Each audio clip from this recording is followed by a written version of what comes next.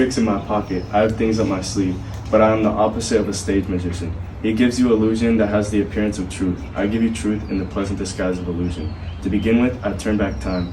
I reverse it to that quaint period, the 30s, when the huge middle class of America was matriculating in a school for the blind. Their eyes had failed them, or they had failed their eyes, and so they were having their fingers pressed forcibly down on the fiery braille alphabet of its dissolving economy. In Spain there was revolution. Here there was only shouting and confusion. In Spain there was Guernica. Here there were disturbances of labor, sometimes pretty violent. In otherwise peaceful cities such as Chicago, Cleveland, St. Louis, this is the social background of the play. Being a memory play, it is dimly lighted, it is sentimental, and it is not realistic. In Memory, everything seems to happen to music. That explains the fiddle and the wings. I am the narrator of the play and also a character in it. The other characters are my mother Amanda, my sister Laura, and a gentleman caller who appears in the final scenes. He is the most realistic character in the play, being an emissary for a world of reality that we were somehow set apart from. But since I have a poet's weakness for symbols, I am using this character also as a symbol. He is the long-delayed but always expected something that we live for. There is a fifth character in the play who does not appear except this larger-than-life-size photograph on the mantle.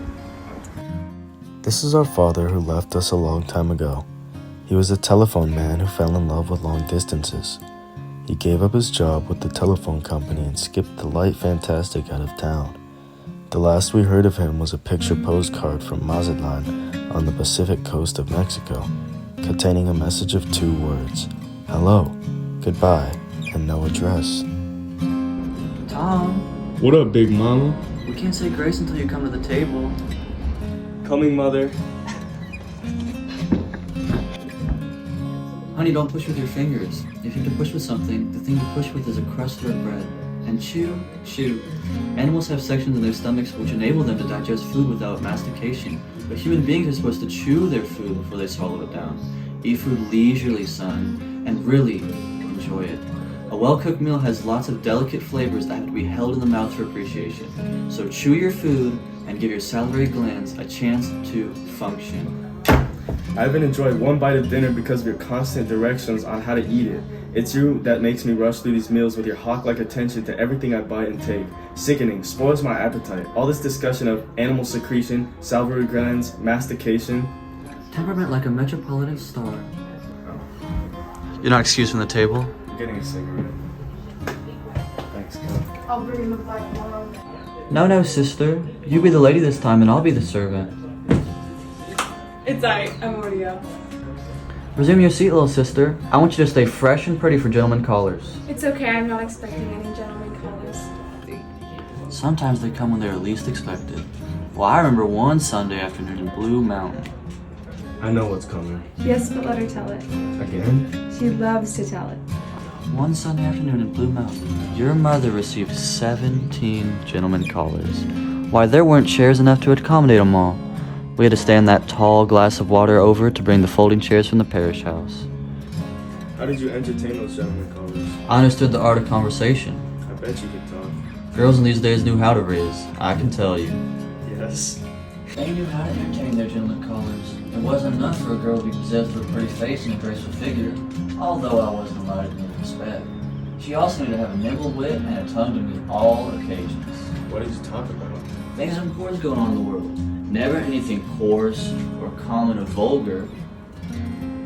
My callers were gentlemen. All. Among my callers were some of the most prominent young planters in the Mississippi Delta. Planters and sons of planters.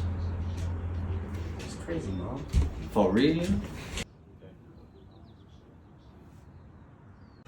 There was a young Champ Lawler who later became vice president of the Delta Planters Bank. Haley Stevenson, who was drowned in Moon Lake and left his widow $150,000 in government bonds. There were the Qwerty brothers, Wesley and Bates. Bates was one of my bright particular burros. He got in a quarrel with that Wainwright boy. They shot out of the floor of Moon Lake Casino. Bates was shot through the stomach, died in the ambulance on his way to Memphis. His widow was also well provided for. Came into 8 or 10,000 acres, that's all. She married him on the rebound. Never loved her, carried my picture on him the night he died. And there was that boy that every night in the Delta had set her cap for. That brilliant young Fitzhugh boy from Greene County. What did he leave his widow? He never married. Gracious, you talk as though all my old admirers have turned up their toes to the daisies. Isn't this the first you've mentioned that still survives?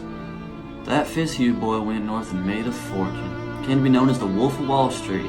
He had the Midas touch. Whatever he touched turned to gold. And I could have been Miss Duncan J. Fitzhugh. But mind you, I picked your father. Mother, let me feel the table. No, dear, you go in front and study your typewriter chart. Practice your shorthand a little. Stay fresh and pretty. It's almost time for our gentlemen callers to start coming. How many do you suppose we're going to entertain this afternoon? Ugh.